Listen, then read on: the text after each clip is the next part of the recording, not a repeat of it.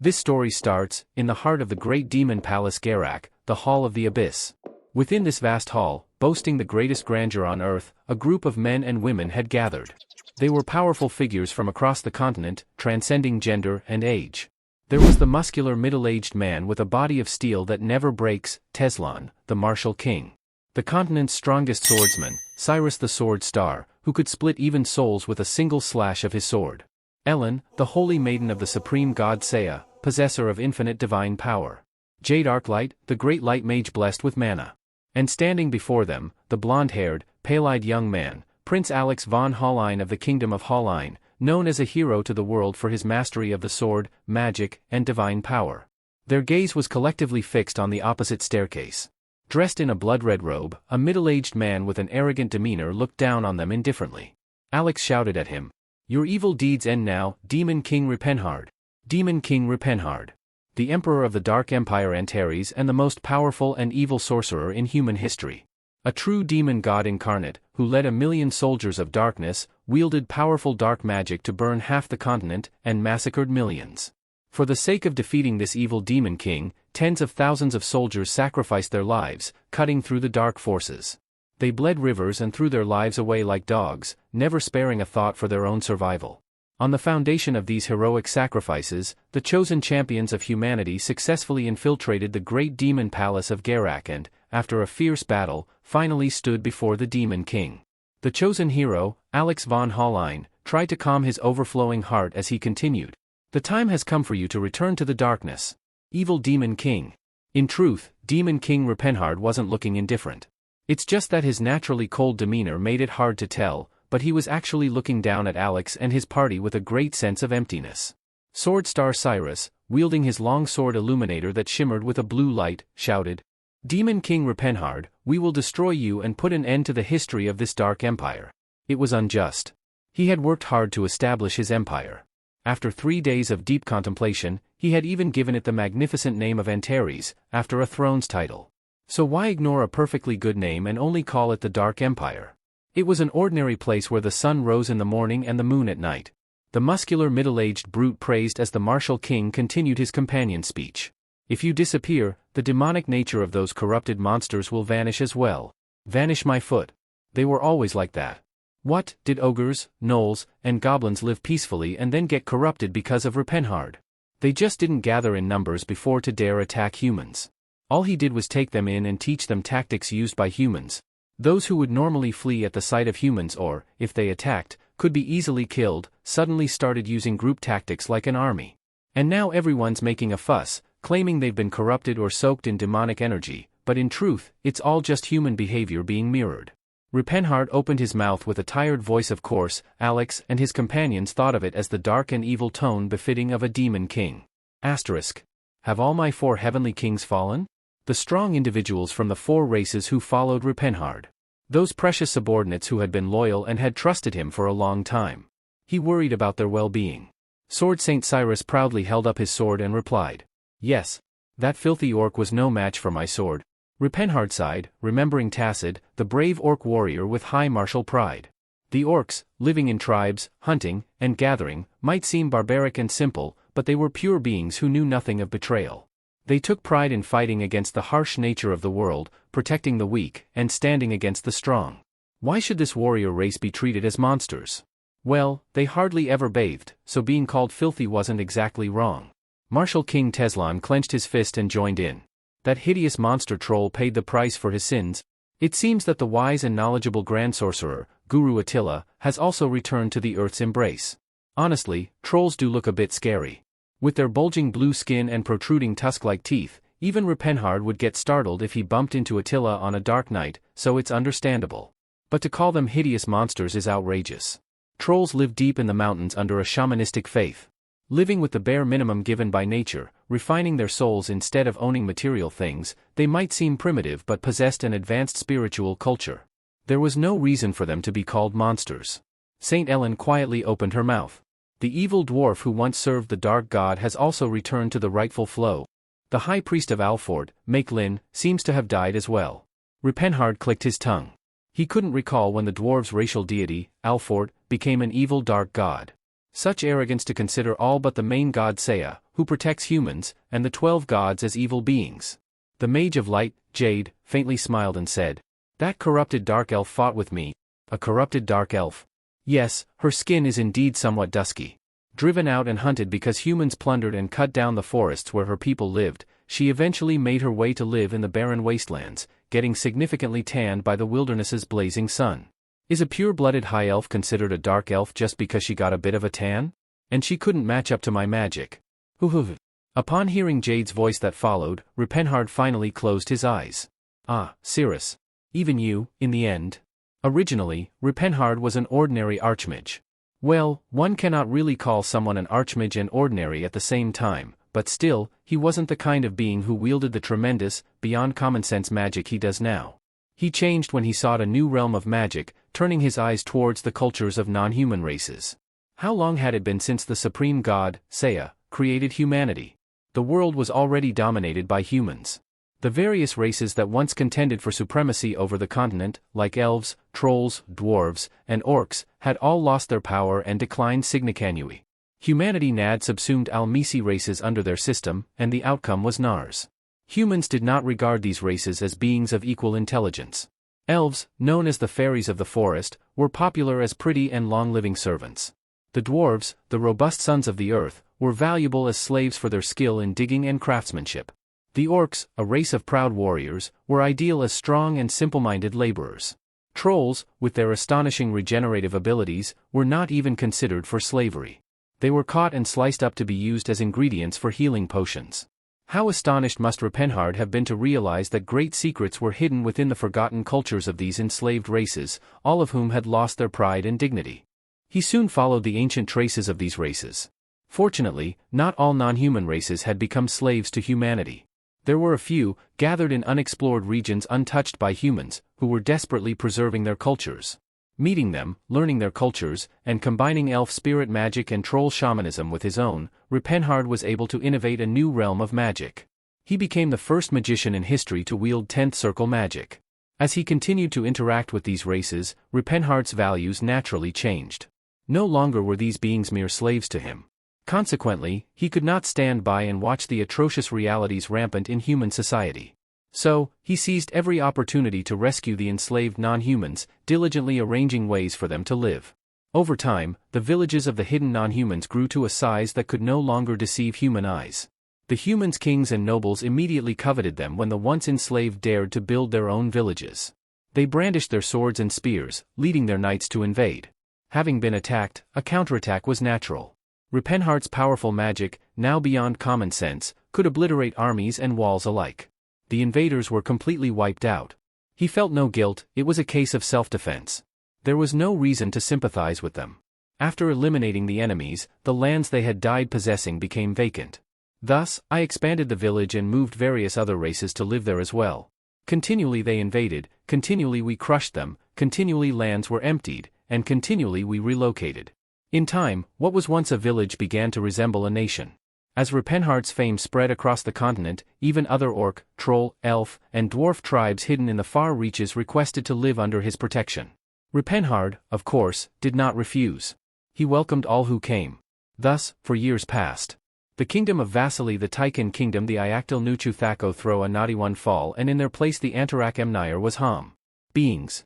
Therefore, he did not implement retaliatory policies, such as enslaving humans. Instead, he treated them as equals among the other races. However, people did not see it this way. They believed Repenhard harbored hatred towards humans, gathering dark forces to annihilate mankind and conquer the world.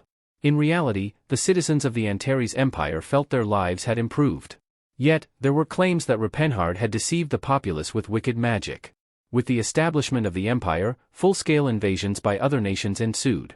Initially, it was one nation, then two allied against him, eventually, a coalition of 3 countries attacked. Each time, Repenhard repelled the invaders with powerful magic. As the human forces grew, so did the challenge of opposing them. Thus, he reached out to intellectually lesser races like ogres, gnolls, and goblins, deemed monsters by humans, and incorporated them into his forces. Despite their brutal and uncontrollable nature, Repenhard succeeded in making them part of his army through extensive mind control magic and ample food. The military might of the diverse races grew day by day. The scale of war escalated. And before he knew it, he was dubbed a Demon King, becoming a subject of fear and hatred among all humans on the continent. Rupenhard opened his eyes. 5 pairs of eyes, filled with a light that was unwavering despite the evident tension, stared back at him with intensity. Truly, those were eyes of steadfast belief. To others, they might seem like eyes full of noble convictions. However, to Rupenhard, they appeared as the gaze of those too caught in their own righteousness, embodying a dangerous mix of self-righteousness and obstinacy. The blond youth, Alex von Hallion, drew his sword. Pointing the royal blade, adorned with lavish decorations, he declared, "I shall soothe the souls of those who died by your hand with this sword." Rupenhard, with a somber tone, retorted, "And who shall soothe the souls of the elves and orcs who have died?" Taken aback, Alex shouted in indignation, "Detestable Rupenhard! Were it not for your vile powers, they would not have fallen to corruption. They could have lived peacefully, fulfilling their true roles. Was it not you who killed them?" It was futile. There was no room for dialogue. In their eyes, he was nothing but an evil demon king. To them, any race that dared to step out of the servitude was merely a dark race, tainted and corrupted by demonic influence. A light of anger flashed across Rupenhard's dark eyes. In that case? Gradually, a purple aura began to rise from his blood-red robe. "I shall become the demon king you so desire." Rupenhard gathered all his magical power. A terrifying momentum swirled around him, as a pillar of purple magic shot up into the sky. Simultaneously, Alex and his companions assumed battle stances. A blue and golden aura emanated from the Martial King and the Sword Sage, respectively. Jade also summoned his magic, and Ellen enveloped the group with a holy aura. Alex charged at the Demon King, sword in hand, crying out, "Ta!" Thus, the battle that would decide the fate of the continent began. Powerful magic shattered the surroundings, as blue sword light and golden martial energy stormed through like a tempest. The aftermath alone was enough to send the hall ceiling flying and crumble the solid granite walls into sand. The marble floor cracked as if struck by an earthquake, and flames sparked by magical aftershocks spread intense heat. Roughly half an hour later, Alex, despite his status as a hero, was the first to fall, coughing up blood. While it might seem ironic for him to be the initial defeat, on closer reflection, it wasn't so surprising. People admired Alex for his skills in swordsmanship, magic, and his possession of divine powers, earning him the title of hero. However, this title wasn't entirely a compliment. In truth, it hinted at his lack of a clear specialty, as if saying, "He seems powerful, but what is he truly best at?" In generous terms, he was a versatile fighter; more bluntly, he was a master of none. In stories, the hero might remain standing to finish off the Demon King, but in reality, success often favors those with deep expertise. Even as Alex fell, the others fought on. True to the proverb, Rupenhard found it difficult to overcome those who dig one well deeply. The battle dragged on, stretching into the night as the moon ascended. Each fighter, specialized in their respective arts, launched unyielding attacks against Rupenhard. Yet, Rupenhard remained unfazed. Sustained by his boundless magic, he effortlessly blocked each assault, delivering fatal counterattacks. Eventually, the Saint Ellen was defeated, the light mage Jade was knocked unconscious, and even the blade of the sword Saint Cyrus shattered, leaving only 2 left in the hall. Teslan, the Fist King, persisted alone against Rupenhard, driven by unmatched physical strength and endurance. His body was an iron fortress, and his resolve unbreakable. Dodging, evading, and occasionally absorbing the most powerful spells, he fought on, wounded and bleeding, yet never faltering. As dawn approached, Rupenhard's seemingly limitless magical power finally started to wane. This marked a turning point for the continent. Without mana, Rupenhard was no different from any mortal, while Teslan, barely clinging to life, had just enough strength left for one last strike. Rupenhard coughed, expelling dark blood clots, the pain piercing his lungs as if they were being skewered. Death loomed. A single punch from Teslan had nearly stopped his body's functions. Though he clung to life through magic, it was clear his time was short. Slumped against a crumbling wall, gasping for breath, Rupenhard gazed at the dawning sky, his face etched with regret. His vision blurred. Is this death? Regret flooded him, not for helping the other races, for he held no remorse about aiding the noble elves, the steadfast dwarves, the courageous orcs, and the wise trolls. What haunted him was his own folly. He had always reacted too passively. When invasion struck, he merely defended himself, never choosing to strike preemptively. Because of this, he allowed other nations the freedom to regroup and rearm. He even created an opening for them to unite against him. Despite the continent rallying together in opposition, he clung to the naive hope that, in time, they would come to understand. This was the price of his beliefs. If he had aimed to protect, he should have done so decisively. He should have anticipated human resistance and the likelihood that the whole continent would turn hostile. Instead of founding a nation by chance, he should have actively planned and established a powerful state to defend the diverse races from the outset. If they called him a demon king, he should have fully embraced the role. What's the use of regret now? With a hazy smile, Ripenhardt's gaze shifted to Teslan, who was slowly rising, leaning on a pillar. He, too, was covered in wounds and blood, but he was alive, not on the brink of death like Ripenhardt. Wiping blood from his lips, Teslan said solemnly, "This is our victory, Demon King Ripenhardt." Yes, they had won. Victory. How satisfying. To be victorious. With no strength left to retort, Ripenhardt closed his eyes, seeking only peace. Then Teslan continued. Soon, the others will also be freed from the demon castle and return to their true forms. Ugh. Ripenhard had been ready to surrender everything, but those words struck a nerve. The demon castle? Their original forms? Did that mean servitude was their true nature? A fierce light reignited in Ripenhardt's eyes as he grasped the injustice of it. His resolve shifted. He couldn't die, not like this. It was too unjust, too enraging. He refused to die here. With his last reserve of strength, Ripenhardt pulled a small gem from his robe. This was an artifact from an ancient ruin, so powerful that even he, a master of the 10th circle, couldn't fully decipher it. It was a spell for temporal regression, a magic capable of bending space and time to send the user backward in time, a spell that defied the natural order and was forbidden by the gods themselves.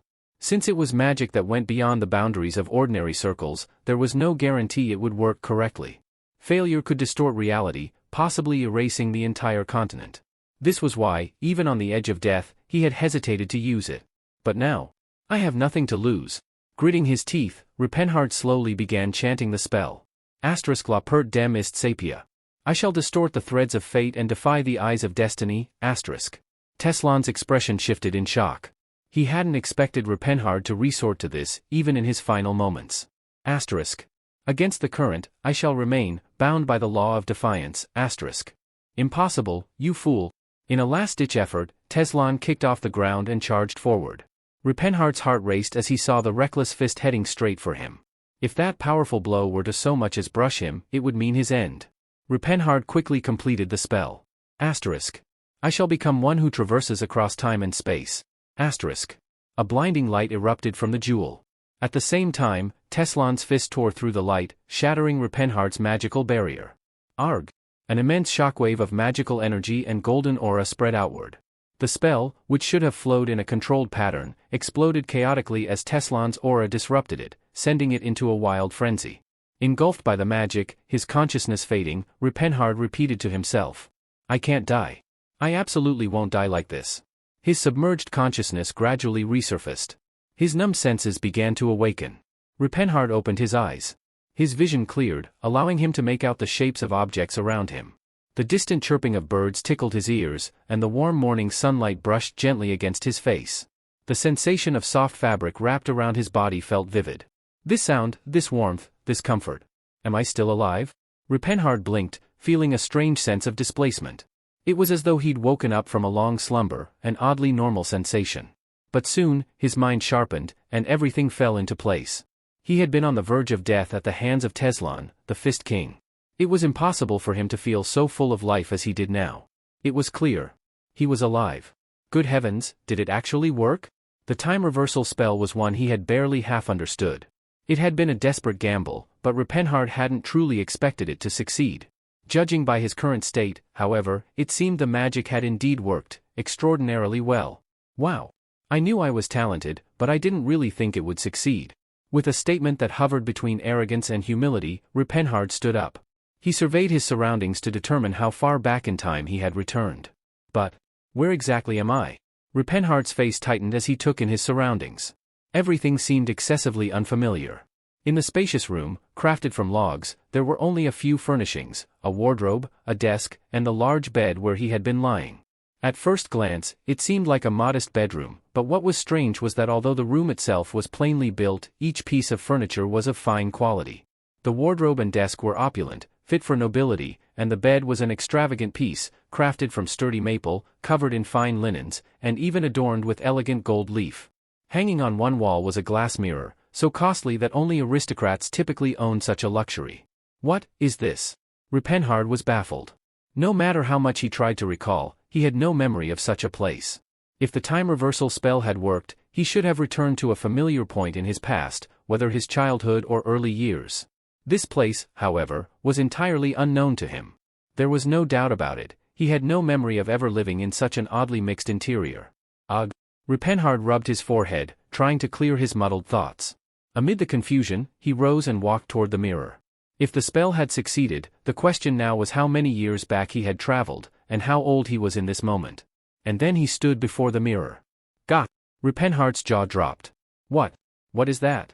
In the mirror stood a robust-looking boy with short brown hair, shirtless, staring back at him. Perhaps 16 years old? While his face was young enough to call him a boy, his body was something that even a grown man might envy. He was much taller than most, and his entire frame was lined with hard muscle. His hands were rough and calloused, his arms thick and solid. His biceps and triceps looked so tough they could spark upon impact, and his abdominal muscles were so well defined it seemed unbelievable that they belonged to a human. Even sculpting such perfect abs from marble would seem exaggerated. Despite his muscular build, his body looked proportionate and not bulky, the embodiment of an ideal warrior's physique. But to Ripenhard, who had always aspired to the image of a refined mage, this was nothing more than an unnecessarily brute appearance. Ripenhard unconsciously raised a hand to his cheek. The boy in the mirror did the same. Ha! Ha ha!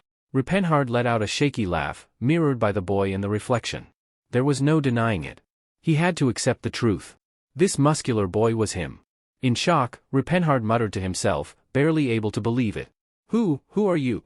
Ripenhard continually touched his face in front of the mirror, a look of bewilderment on his face. The mirror reflected a boy with a naive expression and muscular build mimicking his every move. In his youth, he had black hair and black eyes, bearing a cold demeanor. He was also a pretty boy, growing into a man of distinguished charm in his older years, his romantic gray hair enchanting numerous elven beauties. Never had he ever possessed such a foolish face, not in his youth nor in his elder years. Well, upon closer inspection, the boy in the mirror wasn't exactly ugly. He was not the handsome type but rather ruggedly attractive. However, to Ripenhard, who had always been praised for his beauty, the reflection seemed no better than a common laborer. Tugging at his hair, Ripenhard was deep in thought. What in the world happened? Could the time regression spell have failed? Had he entered the body of some random person instead of his younger self? Or perhaps, this wasn't the past at all, could his soul have been transferred to someone in the future? No matter how much he pondered, without any clues, he could not find an answer. As he was agonizing over this, his eyes suddenly took on a peculiar shade. Now that I think about it, this face does seem somewhat familiar. It was odd. The face seemed familiar, yet unfamiliar at the same time, with certain features feeling strangely recognizable. Those deep brown eyebrows, the determined look in his eyes, the stubbornly closed mouth. Yes, if that body grew larger, the muscles more defined, and if a wire-like beard covered the chin. Fist King, Teslan? It was then. The door swung open, and a majestic voice solidly backed his reasoning. Teslan, you rascal. The sun is high in the sky. What are you doing, not coming out? The moment he turned his head, Ripenhard froze on the spot. Gasp! The one who shouted was an old man he had never seen before in his life. Standing at 2.5 meters tall, with muscles that seemed about to burst covering his entire body, it was hard to distinguish whether this monster was a person or a statue painted in flesh color, if one could even call this creature an old man. The old man strode towards him. Ripenhard was horrified by the muscle cloud looming over him. Although he had handled giant monsters like ogres and minotaurs with relative ease, this old man seemed to be on a different level. The monsters, despite their size, had a certain humanity to them with their adequate fat and pot bellies. In contrast, this old man was truly all square and muscle, with not an inch of unnecessary fat, sharp muscle lines throughout. If those monsters were like porous sandstone, this one was like solid granite. Ripenhard's physique, which seemed so robust and strong, appeared scrawny and gaunt in comparison to the old man, even young Teslan. This is why comparative evaluation is frightening. With dazzling white hair and a silver beard fluttering, the old man laughed heartily. Come on, let's start the day with joy, ha ha ha. Once the terror that dyed the continent in blood, the demon king Ripenhard, turned into a mouse in front of a cat, asked in a trembling voice. Who are you? Unbeknownst to him, the identity of the old man was Teslan's master and the greatest martial artist of the continent, the reigning Fist King, Gerard Chrome Protease. Gerard was preparing for another day of training Teslan, just like any other day. However, unlike usual, Teslan did not crawl out to the training ground. Infuriated, Gerard immediately ran to catch this unruly disciple. How could even a second be wasted when time is of the essence?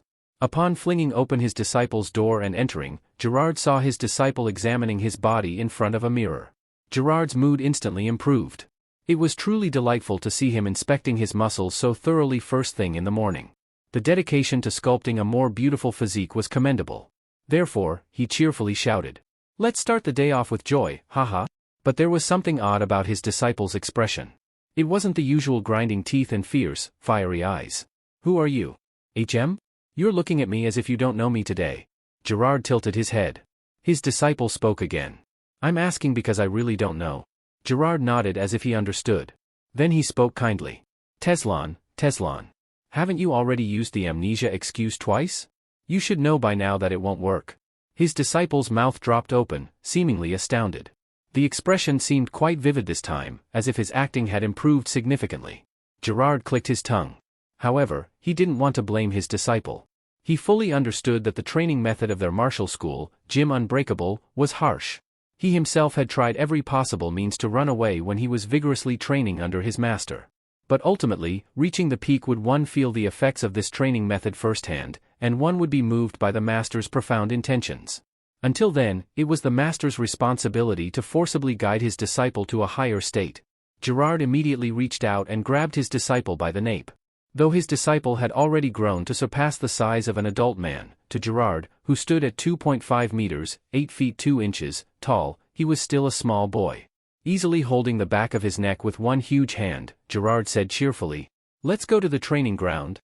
Deep in the mountains, amidst a dense forest of broadleaf trees, lies a clearing with 2 log cabins. This secluded spot is home to the Gym Unbreakable, a martial arts sect that has produced the continent's strongest fighters for generations, though it remains largely unknown to the public. Repenhard found himself dangling in midair, his neck gripped by an elderly man, Gerard, as if he were a kitten being carried by its mother. Despite his struggles, Gerard's muscular grip easily subdued all attempts at resistance. As a mage, Repenhard was not one to remain silent, even in such dire circumstances. He pleaded with the old man to listen, but his pleas fell on deaf ears, Gerard's indifference as apparent as if it were the most natural response in the world. Upon reaching the clearing, Gerard set Repenhard down and tied him to a large wooden stake in the center of the area without a word. This position, reminiscent of how prisoners are executed, filled Repenhard with alarm. Before Repenhard could voice his panic, Gerard gagged him with a simple, efficient motion. Looking at the terrified Repenhard, Gerard smiled warmly and then fetched a large bamboo pole. As he prepared himself, Repenhard's fear intensified. With a swift motion, Gerard struck Repenhard's abdomen with the bamboo, eliciting an agonized response from Repenhard, who couldn't scream due to the gag. The pain seemed magnified by his inability to vocalize it, leaving him shaking and looking at Gerard with wide, fearful eyes. What on earth is happening? He couldn't grasp the situation at all. And there was no time given to understand. Immediately, the whipping continued. The bamboo struck his thighs. It hurt to death, as expected. This time, it hit his side. The pain was so intense that tears formed. The bamboo from southern Halion is renowned for combining the strength of steel with the elasticity of rubber. Gerard began mercilessly beating Repenhard's entire body with that brutal object. Gagged, Repenhard screamed repeatedly. The beating was truly relentless, intensely covering every part of the body evenly, thoroughly, and cruelly. The pain was so intense that any thoughts of injustice or questions about how this situation came to be flew out of his mind. Cirrus. It looks like this is it for me. For a moment, he saw Cirrus beckoning him from beyond the blue sky, a mirage in full view. But Repenhard clenched his teeth. The thought of dying after barely obtaining a second life felt too empty. Clinging onto a sticky attachment to life, he tried hard to clear his fading consciousness. I can't die. I absolutely can't die like this. Meanwhile, Gerard was puzzled. The feel of beating his disciple was a bit different from usual. Could it be described as a bit more chewy? This shouldn't be happening if he was undergoing his usual physical training through mental imagery. Is it really amnesia? It wasn't particularly surprising. The training method of Gym Unbreakable was so simple, brutish, and violent that it often led to short-term amnesia. Gerard himself had lost his memory a couple of times when he was undergoing training. And, like someone experienced, he knew the solution well. Beating will eventually cure it. The best way to restore memory was to recreate the experience from when the memory was lost. Gerard's hands became even more ferocious. Thud thud thud thud thud. The sound of beating under the clear sky resonated loudly. It was a soul-stirring, soul-filled sound of drumming. Naturally, since the drum was filled with a soul. Save me. The Gym Unbreakable is among the most unique martial sects scattered across the continent, holding a distinctly unusual philosophy. Typically, whether one becomes a warrior, a knight, a swordsman, or a martial artist, the fundamental framework of their training remains unchanged. It involves refining one's breathing, strengthening the body, and mastering various techniques to enhance overall proficiency as a martial artist. Although the specific methods may vary greatly, leading to the emergence of different schools, the basic approach is generally similar. However, the philosophy of the Gym Unbreakable denies these fundamentals. First, create a perfect body. Gerard shouted relentlessly as he whipped mercilessly. The reason humans wield weapons is that they are weak. They wear armor because their bodies are frail, and they take up swords, spears, and axes in place of claws and teeth they lack. How foolish is that? Even while being beaten, Repenhard found this absurd. Why would using tools be considered foolish? Gerard immediately answered. It's an escape. A pathetic escape of those who cannot overcome their own frailty. A true martial artist should strive to train and overcome their weaknesses.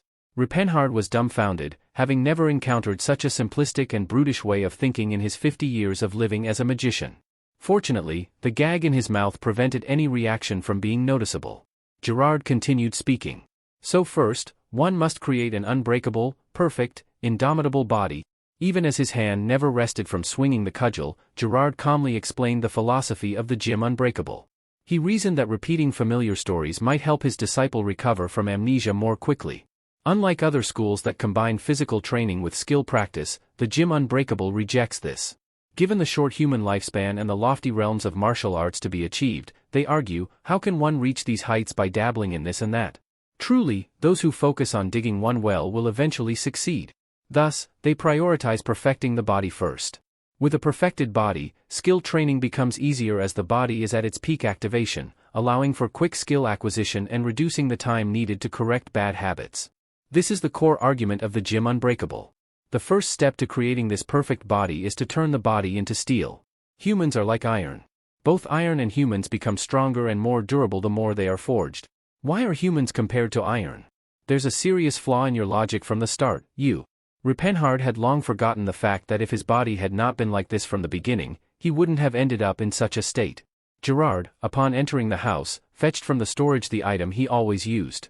It was a gigantic bathtub made entirely of marble, big enough for a fully grown man to submerge himself completely with room to spare. Then, he filled the bathtub with water. True to his reputation as the king of strength of his era, his method of filling the tub was nothing short of impressive.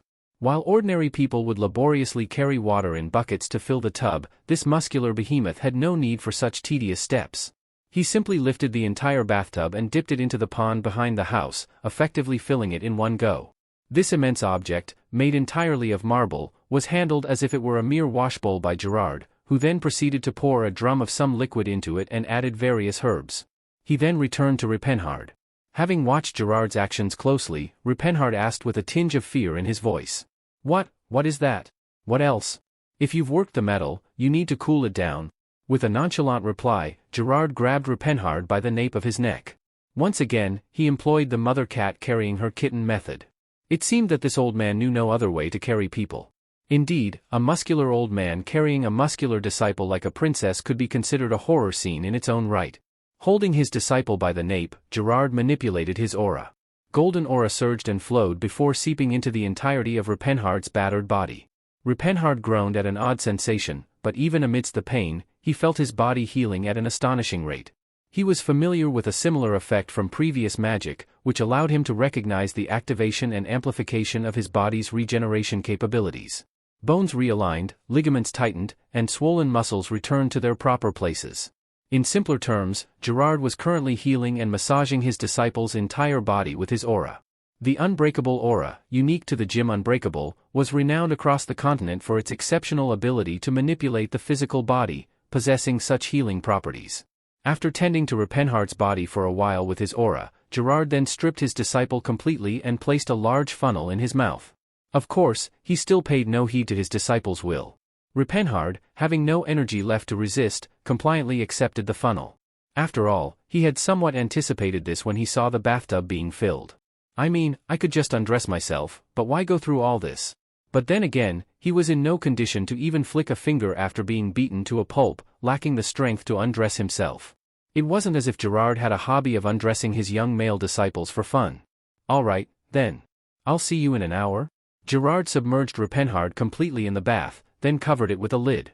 The lid had a hole big enough to breathe through, so Ripenhard, floating in the water, could somehow still breathe. He blankly stared into the water around him. At first, he hadn't noticed, but upon closer inspection, the contents were no joke. My goodness, healing potions, Gerald herb, petals of the fetal's flower. Healing potions are items that would cost a fistful of silver coins per bottle from any reputable mage's guild. To fill a bathtub with them? Even if the water was somewhat diluted, considering the amount of healing potion used, the cost was astronomical. There was an old story about a queen who bathed in milk for skin beauty. If she saw this, she could brag about her frugality to the whole world. Furthermore, the herbs added were also expensive, all known for their potent healing properties. Submerging in the water, he could feel his wounds healing and his body recovering at an astonishing rate. At the same time, he was acutely aware of his own resilience. This training method wasn't unfounded after all.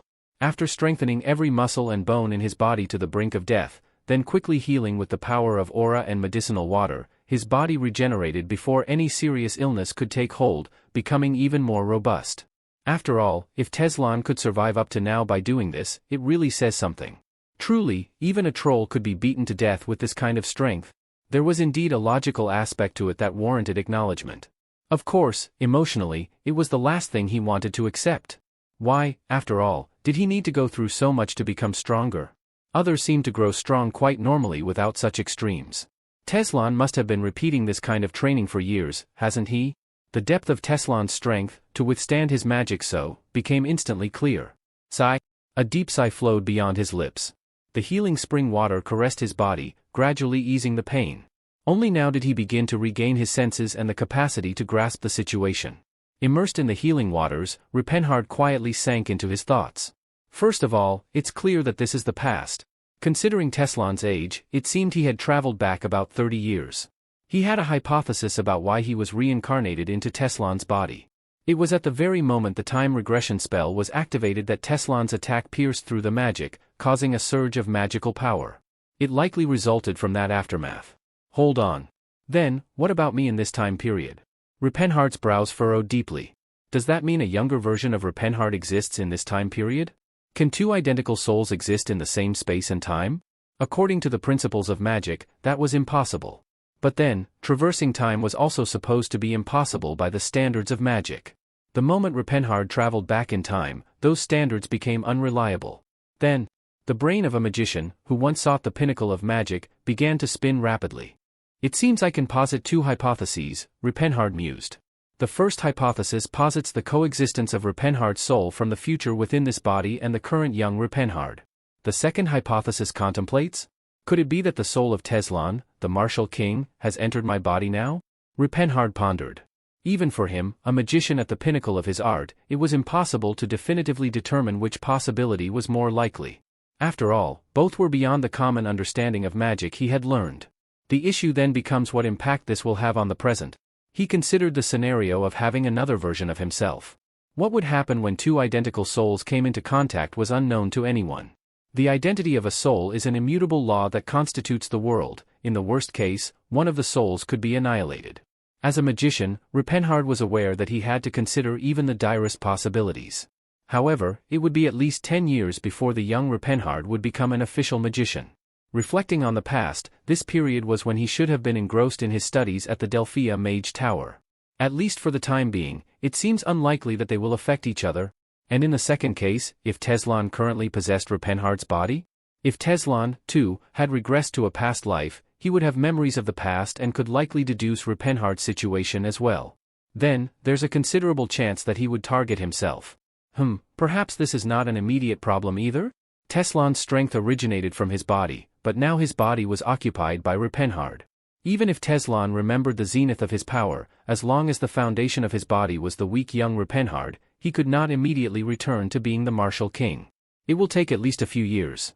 Or, seeing the way training is going here, it might even be impossible in a lifetime.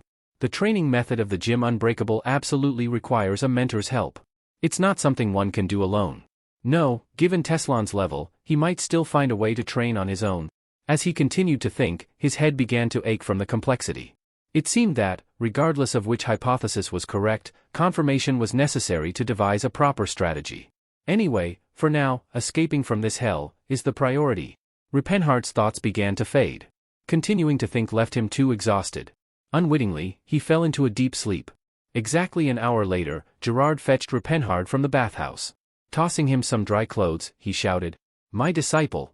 Let's eat!" Rupenhard, whose body had just recovered and was now ravenously hungry, was thrilled and quickly got dressed and ran to Gerard. Despite the situation, it felt imperative to get something into his stomach, or he wouldn't be able to stand it. Entering the room, Rupenhard expected no more surprises, yet he found himself astonished again. Meal? This is it? Gerard's cooking was generous. It was truly a man's meal.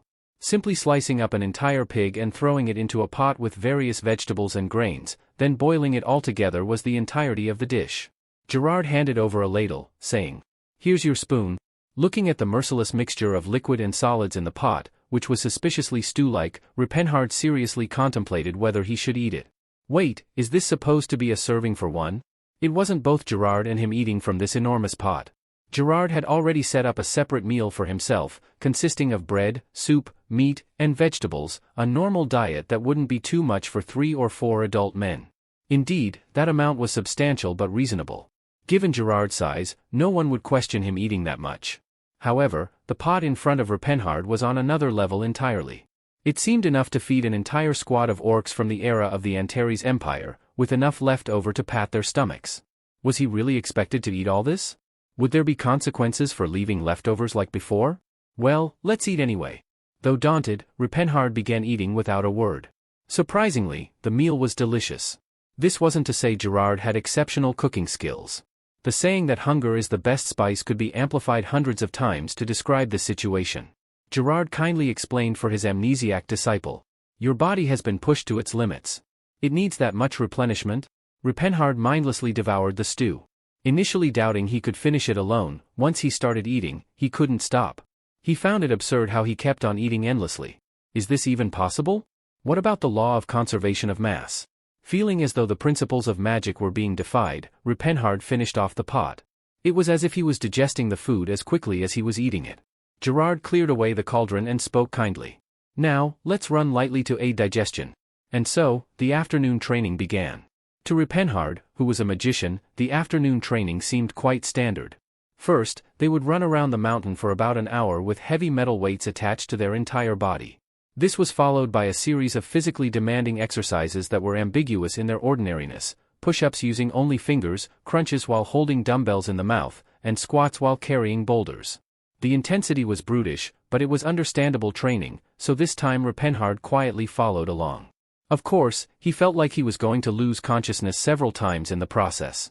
However, a single word from Gerard immediately reinvigorated him. "HM? Are you struggling, my disciple? Shall we just continue with the morning training?" "No, sir." Preferring to carry boulders over being beaten to death, Rupenhard's motivation soared to the skies. The sun had set, and the exhausting day had finally come to an end. After throwing the utterly worn-out Rupenhard into the room, Gerard offered a night greeting with a pleased smile on his face. "Good work today, my disciple. See you tomorrow? Ah, good night, master." Yes, yes." Gerard closed the door with a content smile, and Rupenhard stared blankly at him. It was a truly comforting expression, filled with love for his disciple. Looking at him, he can't be a bad person. But what good does being a nice person do if one's head is filled with vicious ideologies? "I'm escaping tonight. I'll find a way to escape no matter what." Rupenhard quietly lay on the bed, waiting only for Gerard's room light to turn off. His body, exhausted to the core, screamed for sleep, but he endured it with formidable mental strength. After all, he was a mage, a profession that prides itself on unparalleled mental fortitude. Gerard's room light turned off soon after. However, Rupenhard didn't move immediately. "I can't carelessly move before he falls deep asleep. After struggling to keep his eyelids open for about an hour, Ripenhard finally moved. He tiptoed, carefully opened the window, and moved cautiously through the yard until the building was out of sight. Since he couldn't be sure of Gerard's extraordinary senses, he dared not act rashly. And finally, when he had crossed a hill, run! Ripenhard dashed towards the foothills. Thanks to his thoroughly trained body, he quickly gained speed despite being overworked. He ran through the mountain path at a terrifying speed that would make any wild beast cry in envy. The irrational training seemed logical, but it meant nothing to him. He had no intention of becoming a warrior. His mind was filled with the most powerful magics of his era. He needed to become a 10th Circle Ultimate Mage once again and rebuild the Antares Empire. Was this the time to be building muscles? How long had he run? A light of irrepressible joy appeared on Ripenhard's face as he ran blindly. Ah! Freedom! I finally escaped. Just as a sense of relief was about to overwhelm him. My disciple, where are you going? A large old man was sitting on a rock ahead, smiling broadly. Gah! This monstrous old man. When did he get here ahead of time? Gerard looked at Ripenhard, who was internally screaming, and chuckled merrily. So you've decided to run away after all, not having done so for a month or two. Is this the 9th time? One more escape and you'll hit double digits. It was clear that Gerard wasn't surprised at all by the escape of his disciple. It seemed that Teslan also had a habit of running away frequently. Ripenhard's shoulders slumped. Sigh. It was clear something had to change. This couldn't continue. After a moment of contemplation, Ripenhard lifted his head. Listen here, old man. I have something serious to say. Gerard responded calmly. Let's hear it. I'm not actually the boy known as Teslan. My name is Ripenhard. I'm a wizard. Ripenhard then seriously began to share his story, explaining how he ended up in the body of this boy. It was a story that should never have been revealed. However, having already experienced hell, Ripenhard wasn't thinking that far ahead. His only concern was escaping from this place. So, that's what happened. Therefore, I cannot become your disciple. After finishing his story, Ripenhard looked at Gerard and swallowed hard. Would the old man believe his story? And if he did, how would he react to the existence of an evil wizard who had stolen his disciple's soul? Surprisingly, Teslan didn't seem shocked at all. He just narrowed his eyes and let out a small laugh. Oh, is that the story this time? What? Before, you said you were an otherworlder who came from another dimension. That you entered that body after encountering dragons and gods. And before that? Something about being a master from the legendary Eastern continent who was reincarnated here, if I recall correctly? And with a single step, he moved behind Ripenhard and suddenly grabbed his neck, lifting him up. The massive figure of 2.5 meters moved without even being seen. Truly, it was a terrifying movement worthy of the Fist King of the era. Still, this time the setting is a bit more detailed. You've improved a lot. Playing the role of a wandering bard as a hobby might not be a bad idea, my disciple. Suspended in the air, Ripenhard was frustrated. To think that even this was futile. Gerard was smirking continuously. It seemed that Teslan had been earnestly spewing similar lies for a long time. Come on, let's go back and sleep. You need to rest well to endure tomorrow's training. Ripenhard could not see even a hint of doubt in the old man's expression, carrying his disciple back, that he might not be the real Teslan. And, in fact, it was a story of little concern to Gerard. What he wanted was a robust body that could endure the training methods of the gym unbreakable, nothing else mattered, whatever it was. Damn it. Realizing this, Ripenhard despaired. There seemed to be no way out of this hell. The world was all darkness. It was the middle of the night, after all. Dangling as he returned to hell, Ripenhard changed his mind. Even though it had been just a day's encounter, he realized it desperately. That no words would work on this old man named Gerard. Words achieve nothing. Quietly returning to the log cabin, Ripenhard gritted his teeth and resolved again. I failed today, but I will definitely escape tomorrow.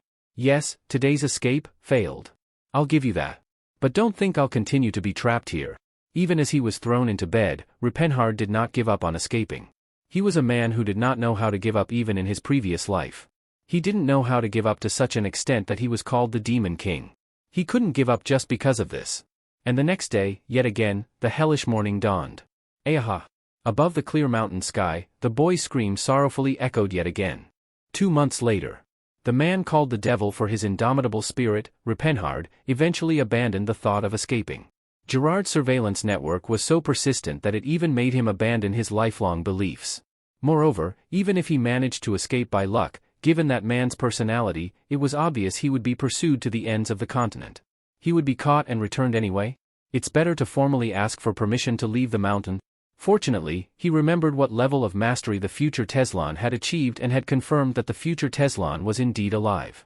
That meant, without a doubt, his body could endure this absurd training method and survive. Not just survive, but attain the lofty realm of martial arts, becoming the strongest fighter of the age. On reflection, it wasn't a bad deal at all. Knowing for sure that he would reach such a state in the future, enduring this level of hardship seemed insignificant. Of course, this did not mean he had given up on the path of magic. Wouldn't a healthy, muscular wizard be better than a frail one, after all? Having changed his mindset, Repenhard decided to take Gerard's teaching seriously. Well, there wasn't much about being serious or not. It was just about closing his eyes, gritting his teeth, and enduring the beatings. Besides, that old man isn't really a bad person, after all. Another reason Repenhard changed his mind was because of the way Gerard treated him. Gerard sincerely and genuinely cherished and loved his disciple. He was truly dedicated to educating Repenhard, albeit with a rather unsophisticated method of training. However, his eyes were always filled with affection and concern for his disciple. This devoted affection was something Repenhard had never experienced before. Magicians would make a big deal out of teaching even a single line of magic to their apprentices. To learn even the most basic first circle spell, one had to serve their master like a slave for at least 3 years. In contrast, Gerard would even take care of his disciples' needs. He cooked meals, though it's debatable if it could be called cooking, and cleaned. If there was energy left to clean, Gerard would rather have Repenhard take another hit or lift a rock one more time. Moreover, there were no tuition fees. Gerard generously spent his own money on Repenhard's education, covering the costs for meals and bathing water, which must have amounted to an astronomical sum. Repenhard had once boldly asked Gerard what he expected in return for doing all this. Gerard responded with a look that questioned the absurdity of the question. A master is like a parent. Isn't it natural to give everything to a disciple who is like a child? This was unimaginable in the relationship between magicians and their apprentices. For Repenhard, who grew up an orphan and spent his childhood under a magician, this affection was both burdensome and oddly comforting. Thus, he sometimes thought of running away but would then remember Gerard's eyes, his expressions, and decide against it. Indeed, Gerard had his reasons. He had finally found his successor after 30 years. The so-called Jim Unbreakable had lost more than a dozen disciples to his brutally unsophisticated training methods in the early days. Therefore, it was natural for him to cherish the disciple he finally obtained. This cherishing manifested in excessive violence, which was Repenhard's sorrow, but regardless, Gerard was sincerely loving his disciple. There was no doubt about that.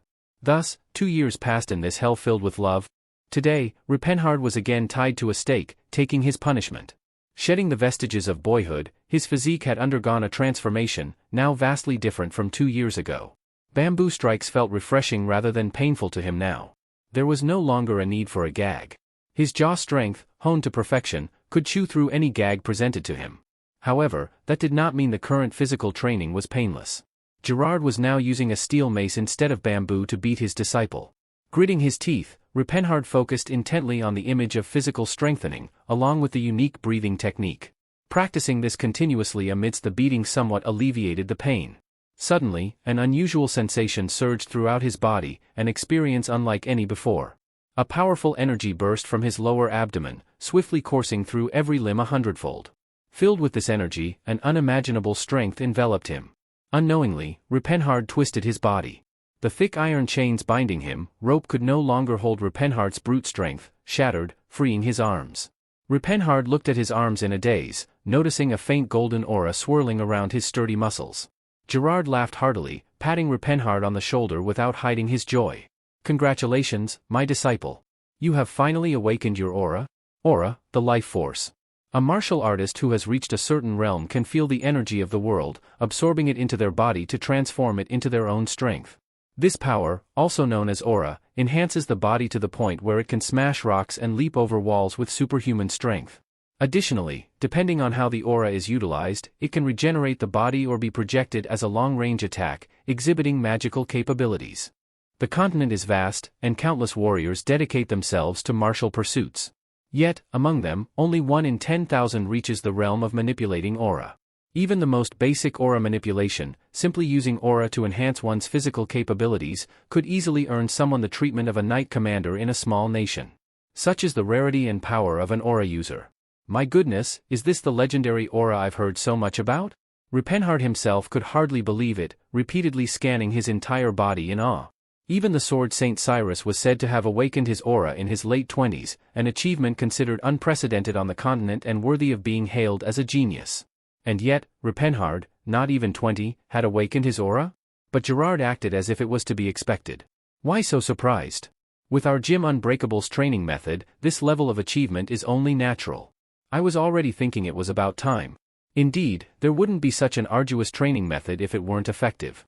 Nodding in silent agreement, suddenly, Gerard struck Rupenhard's abdomen with a steel mace he was holding. Rupenhard simply stared as the blow that could shatter rocks hammered his abs. There was definitely an impact, but Gerard grinned. How is it? It doesn't hurt anymore, does it? Yes, master. Rupenhard replied in a daze. Wow, it seems all the hardships were worth it. The hardships he had endured flashed through his mind like a lantern slide. The thought that such rewards could be earned made the hellish ordeal seem worthwhile. Gerard had said that he would be thankful to his master once he reached this realm, and it seemed there was truth in his words after all. Gerard proudly shrugged his shoulders. By striking the entire body to strengthen it, while simultaneously stimulating the survival instinct, a strong will to live enhances one's vitality, and this increased strength eventually manifests as aura. Though the process is painful, there is no more efficient method in the continent to awaken aura. So, my disciple, do you now understand the excellence of this training method? Gerard threw the steel mace onto the ground. There was no need for it anymore. It's about time to finish the physical conditioning training. Finally, the painful days were over. Rupenhard smiled with joy. He was happy to have awakened his aura, but even happier at the thought that he would no longer be hit. Gerard smiled broadly. Let's move on to the next stage.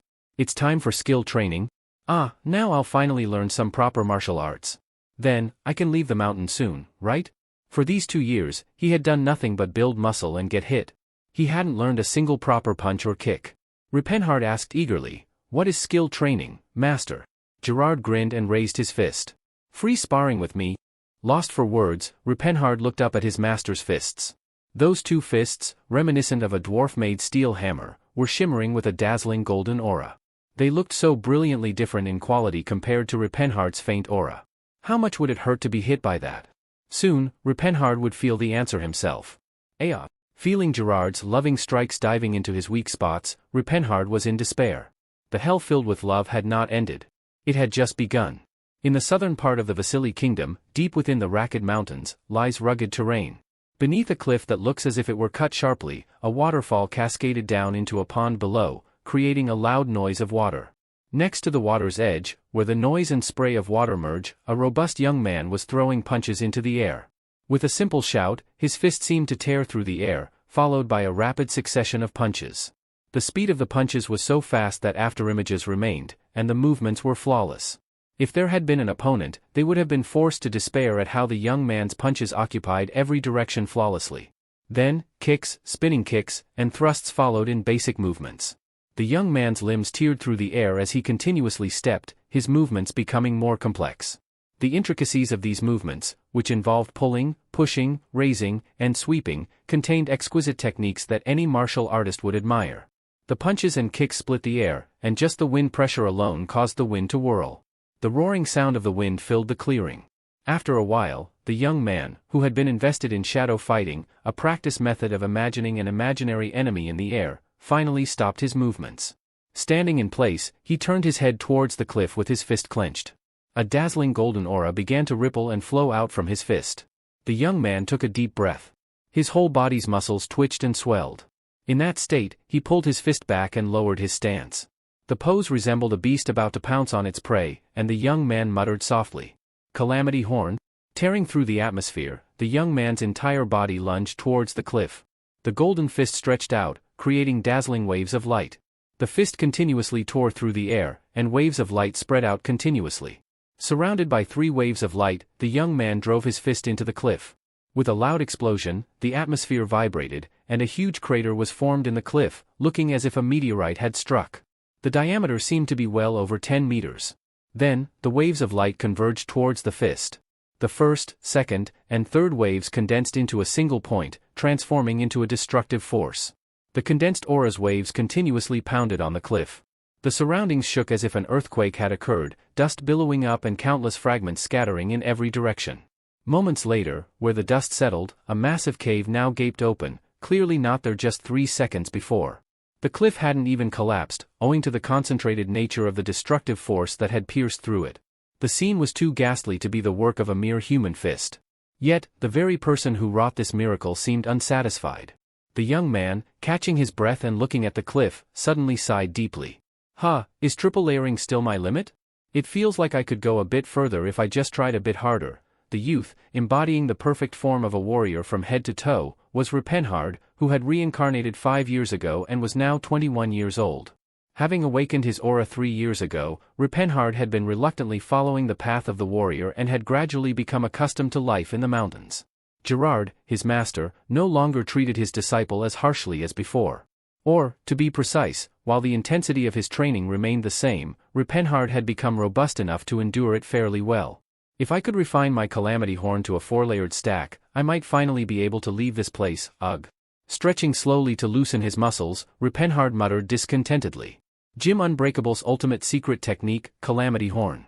A secret martial technique that concentrates all the body's strength into one point, transforming it into destructive power. The technique, named Calamity Horn because its aura ripples converge like a horn, was extremely difficult, only possible for those who fully comprehend the martial arts of Jim Unbreakable. Ultimately, achieving a 9-layer stack, capable of killing even gods, is a fearsome feat. Teslan in his memories could only manage up to a 7-layer stack, and even the current king of martial arts, Gerard, had only mastered up to an 8-layer stack. This technique truly represented the pinnacle of the martial path that Jim Unbreakable aspired to reach. And Master said he won't allow me to descend the mountain until I can perform at least a 4-layer stack. With a clear goal in sight, Rupenhard committed himself more actively to training. Seeing his disciple's changed attitude, Gerard didn't stick to him as closely as before and significantly increased the time for personal training. Currently, he had left Rupenhard to train alone while he went down to the village to replenish their supplies. Observing the position of the sun, Rupenhard estimated the time of the day. It's been a while since he went down to the village. Perhaps he intends to leisurely enjoy a drink? Previously, Gerard would not even go down to the village. Instead, he would spend a considerable amount of money to have supplies delivered all the way to these deep mountains. He had to keep watch 24 hours a day, as there was always the chance of his disciple escaping. Moreover, the volume of supplies needed for the disciple's training was enormous, requiring several carts for transportation. No matter how strong and well-built Gerard was, it was not feasible for him to carry it all by himself. Though it was possible, it wouldn't look good. However, now that Rupenhard's physique had reached a new level, he no longer needed the recovery baths, nor did he need to replenish his spent energy with an absurd amount of food thanks to his awakened aura. Just buying a moderate amount of food supplies was enough, so Gerard had been personally going to the village for supplies lately. I would have seen this as an opportunity to escape before, but... Suddenly, Rupenhard smirked bitterly. He no longer thought about escaping. Having endured so far, it felt unjust to escape. He wanted to be fully recognized for his efforts and then descend the mountain. Anyway, having fully stretched, Rupenhard dusted off his hands and feet and walked towards the edge of the clearing. Today's physical training ends here. Though he was at the last juncture on his way to descending the mountain, he was not in a hurry. Be it martial arts or magic, it's all the same. Don't rush, don't slack. Hadn't his master said the same? That in the end, all things are alike, and that diligently and steadily working hard is actually the shortcut. It seems a bit rich coming from the Gym Unbreakable, known for its brutal training method of awakening aura by beating someone to the brink of death. Climbing onto a rock, Rupenhard casually brushed off the dust and sat down in a lotus position. Closing his eyes, he murmured to himself. As much as martial arts are important, one cannot neglect magic either. With his eyes closed, Rupenhard delved into meditation. After being reborn, he spent 2 years being beaten to unconsciousness, without a moment to revive the magic of his past life. However, after awakening his aura, he finally had some personal time to simultaneously practice magic. Sigh. Taking a deep breath, he slowly submerged into the depths of his mind, gradually recalling the realms of all the magic he had learned in his past life, that grand knowledge. In truth, human memory is not entirely reliable. Especially since this body does not possess the brain of Rupenhard, renowned across the continent for his unparalleled memory. Moreover, for the first 2 years, he was too preoccupied with being beaten to even think about making records. There was no such thing as a book to record in either. To transcribe his vast knowledge of magic, which would fill at least 10 volumes, would require more than an entire library. It would be normal to have forgotten memories of a past life by now. Ooh. With a simple deep breath, memories of Rupenhard's past life flashed through his mind like a flashback. What is a flashback? It refers to when, at the moment of death, one's entire past flashes before their eyes in a panoramic view. And Rupenhard, over the past 5 years, had seen this flashback countless times. How many times had he nearly died? Every day was a struggle on the brink of death. Seeing the flashback so often, he gradually became adept at it. Consequently, Rupenhard developed a new, somewhat bizarre ability. He had reached the point where he could artificially see a flashback. This was a serendipitous result of a soul imbued with magical enlightenment, which even the original Teslan did not possess, and a muscular body that had survived countless brushes with death. He could artificially unfold a flashback in his mind and contemplate his past. From there, he would extract knowledge of magic, as if pulling books off a shelf in a library and carefully examining them. Suddenly, Rupenhard raised his hand and stirred the air. A spell softly flowed from his mouth.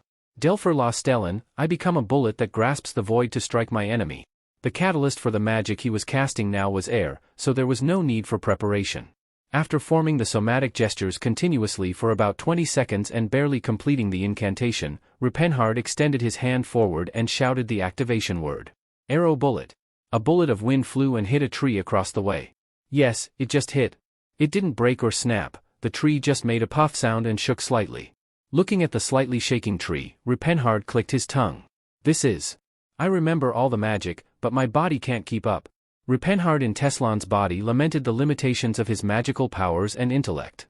Despite possessing knowledge and understanding, he struggled to accumulate magical energy, and his spellcasting speed had significantly decreased.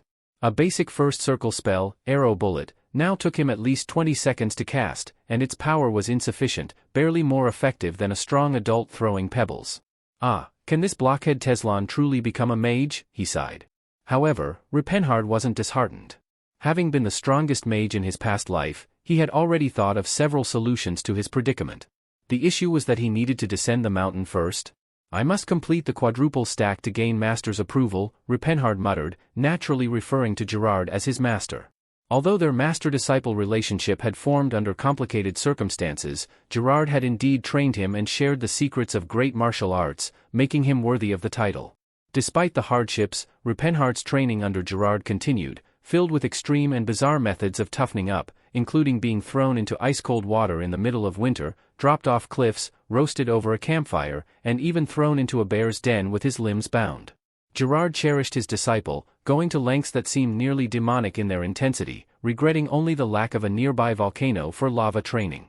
Really, it's a miracle I survived. No wonder the legendary technique known as artificial flashback came to be. With a bitter smile, Rupenhard continued to practice his magic. Limited by his low magical power to only basic spells for now, he was content, knowing that maintaining his magical sense would eventually lead him back to his former glory. Della di Piena, stream of light, deceive those eyes. In the quiet of the mountains, his chant for a spell echoed softly. After completing his magical casting practice and while immersed in meditation to accumulate magical power, something caught his attention. Ha! Rupenhard suddenly opened one eye. He sensed something moving rapidly beyond the forest. About 100 meters away? It was somewhat melancholic that, as a mage, he was sensing his opponent through instinct. However, he continued to focus his mind. This presence isn't human. Nor was it a wild animal. It was definitely the presence of a being running on 2 legs through the forest. Rupenhard looked towards the source of the sensation with curious eyes. Since his reincarnation, this was the first time he was meeting an outsider other than Gerard. It was impossible not to be curious. Soon after, something abruptly popped out of the forest. It had a stature of about 160 centimeters, a flat nose, bulging eyes, and protruding teeth that came into view. It was a face that would frighten humans, but to him, it was all too familiar. An orc? A small orc with green skin and roughly grown gray hair rushed out of the forest, glaring at him. The orc, upon seeing Rupenhard, seemed flustered and raised its rusty sword. Krurkaka lakata kara. The orc's face was filled with hostility. Rupenhard inadvertently clicked his tongue at its small and skinny appearance. It seems to be just a boy. Orcs are usually about the same height as humans. If it's that size, probably around 3 or 4 years old. Orcs, a warrior race, reach adulthood at 5 years old, and their youth lasts long, so his age seems about right. Rupenhard observed the orc boy silently with interest. In fact, when compared to Rupenhard himself, saying the orc boy was small and skinny was relative. The body of this orc boy was not ordinary. His entire body was well trained and covered in scars, indicating he was a warrior who had experienced many battles. Even among orcs known for their bravery, having such a physique at that age indicated he possessed significant warrior potential. Once again, comparative evaluation can be quite frightening. Did he escape from an arena? The practice of raising orcs as gladiators to fight to the death for entertainment and betting was widespread across the continent. It seemed like this orc boy might be in such a situation. Because he didn't show any reaction and just stared at him, the orc boy's demeanor slightly softened. He lowered his sword a bit, but still remained on high alert. The orc boy then spoke to Ripenhard with a cold voice. Human. You, ignore me. Then, won't kill you. As memories of his past life surfaced, Ripenhard found amusement in the situation. If it had been a human, they would have likely resorted to violence without a second thought. Ah, such a noble race that avoids unnecessary killing even in this situation. He glanced beyond the forest. Though not visible, he could definitely sense a group of armed individuals fervently rushing in their direction. Are they after this boy? Ripenhard cleared his throat for a moment, then let out a growling scream. Kraroke, Karol Talcata? It was Orcish. Given the orc's vocal structure differs from humans, to most humans it would sound like growling. But the meaning was different. Young orc, are you being chased? A spark of interest appeared in the orc boy's eyes. The boy responded in Orcish. How does a human speak the blessed language? Ripenhard briefly replied. I had connections. In his previous life, reigning as the Demon King, he knew the languages of orcs, elves, trolls, dwarves, as well as those of ogres, goblins, and gnolls. He could pronounce Orcish as if it were his native tongue. The orc boy seemed surprised by Ripenhard's fluent Orcish. With a noticeably softened tone, he murmured. A blessed connection, indeed. As you say, I am being pursued. I want to help you. The orc boy widened his eyes, then shook his head in refusal, indicating his objection. Ripenhard, puzzled, asked. Do you not trust me? Or do you mean you won't accept help from a human? That's not it. One who knows the blessed language is like a brother to me. I can feel the sincerity of your goodwill in my soul. How could I possibly put such a brother in danger because of my situation? Ripenhard grew increasingly fond of the orc boy. Humans might look at the orcs, who seem only to growl, and deride them as barbaric and beast-like. However, their vocabulary is not much different from that of humans. It's just that their language is rich in tones, and the meaning changes with long and short sounds, making it seem like simple noises to humans. In fact, orcs, who provide equal educational opportunities to all tribe members, often possess a richer vocabulary than less educated humans. Moreover, this boy among the orcs was using a particularly intellectual tone. Was he born into a good lineage? I have the ability to help you. And I will not be harmed. Trust me. Ripenhard's confident demeanor shook the expression of the orc boy. Ultimately, the boy nodded. His manner of speech promptly changed. I shall accept your kindness, benefactor. Ripenhard immediately cast a veil of darkness. Though it was a simple first circle spell that summoned darkness to obscure vision, casting it in a deeply shadowed area made hiding an orc boy trivial. After spreading a veil of darkness over the cave they had just made below the cliff, Ripenhard gestured to the boy. Hide inside this. My magic will conceal your traces? The orc boy, unable to hide his surprise, asked. He was even more astonished now than when Ripenhard had spoken in Orcish. You are a mage, benefactor? Is it so strange that I am a mage? With that body? Indeed, no one would think of Ripenhard, standing at 185 centimeters tall with his body packed with muscles, as a mage. Ripenhard chuckled and continued to gesture towards the darkness. The momentarily baffled orc boy soon relaxed his expression and stepped into the veil. Then I gratefully accept your kindness. Immersing himself in the darkness of the veil, the orc boy suddenly let out a chuckle. He joked with Ripenhard. Come to think of it, there seems to be a similar story in human fairy tales. Sadly, I don't know about places where elves bathe, do you?